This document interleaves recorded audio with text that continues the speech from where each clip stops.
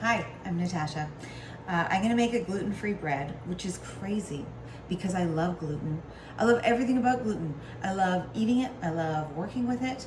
I've always said I will never get into gluten-free baking. But then yesterday I had this psyllium husk powder and I was doing a little bit of research, and it turns out you can make a very nice loaf with psyllium husk flour and an alternative flour like almond flour or coconut, which is what we're going to use today.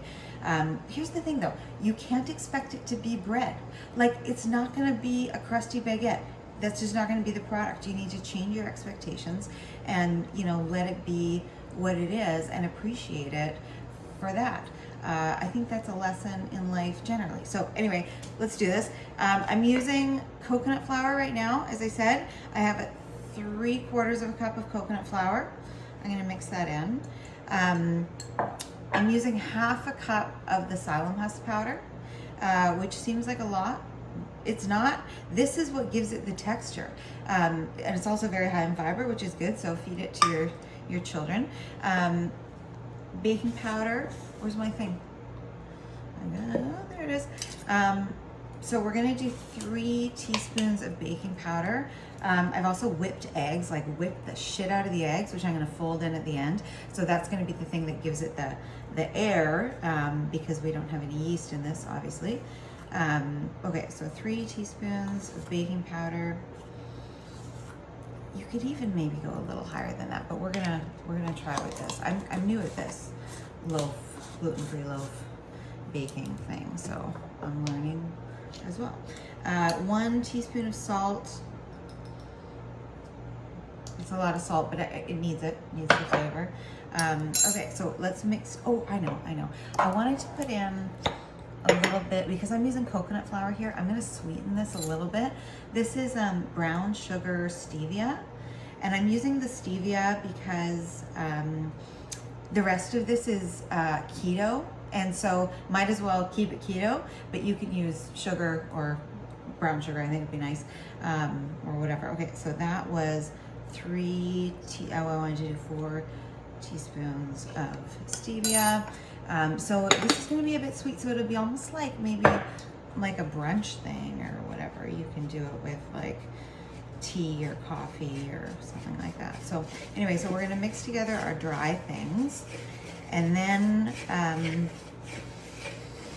I've got the yolks from the eggs. This is 3 yolks plus 1/2 a cup of water, and it's just sort of lightly beaten, so I don't have to mix it too much in here. And it'll be all nice and consistent with no viscosity. I hate viscosity. That's not true. Okay, and now we're doing 2 tablespoons of oil. I use my 1/4 cup measuring whenever I'm doing 2 tablespoons for efficiency. You don't need to be that efficient in life. You could measure 2 separate tablespoons, but I know that 2 tablespoons is 1/4 cup, and I feel confident that I can eyeball half this thing full. So that's what I do. I always use my 1/4 cup, so I don't have to pour twice. Like, who cares? What's my deal? It's so weird. Okay, so now we're gonna mix this together so it's nice and integrated, but it's not gonna be wet, really, because we're gonna still add our eggs, our egg whites that are really whipped. Every time I whip eggs, I just want so badly to add sugar and make meringue. Meringue is such a beautiful thing. It's so glossy and stunning. Okay, so now I have these heavily whipped whites that I'm going to fold in very gently. And the reason you want to do it really gently is because you don't want to squish all that air out that you just incorporated into the eggs, because that is what is going to give it its lift. I'm a little concerned that this is going to not integrate super well, but we're going to do this really gentle. Yeah, this is going to be fine. It's going to be lovely. You know what? I got some feedback on my last video that I was touching my hair too much. So that's not a good food safety practice. You shouldn't touch your hair while you're cooking. It's not good. So I put my hair up. Don't worry, everyone. Everything's gonna be fine. Okay, so that looks nice. That looks nice. We can work with this. Again, like, it's not bread. It's not gonna look like bread dough. That's okay.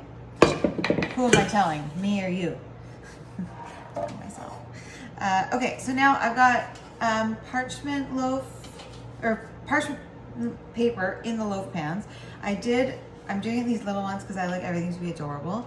I'm doing them on even sides, so they're not both on one side, because that way they'll bake more evenly and I can rotate them and not worry about like hot spots or whatever. I do have a hot spot in my oven and it's nuts. It's one side always gets so cooked and the other side is not. And so I have to always watch it and make sure I'm flipping them around regularly. Okay, so I'm gonna press that in there into the pans. What should I top them with, you guys? Should I do a little like salted top or something? Or what is coconut? What can we use? You know what would be really nice is just coconut flakes. Why don't we do that? I'll get some coconut flakes out and we'll do like a little crusty coconut deal on the top. Okay, so we're gonna even those out. Here we go. Okay, let's get some coconut. It's in here somewhere. Yes. There we go. I knew I had some. And I'm gonna just press it into the top, maybe with a little bit more of the brown sugar stevia, just for fun. There we go. Hopefully that browns up nicely.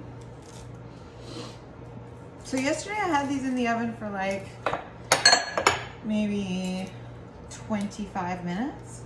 It's 2 of them now, so I'm gonna do a little bit longer today. Maybe I'll start checking them at 25.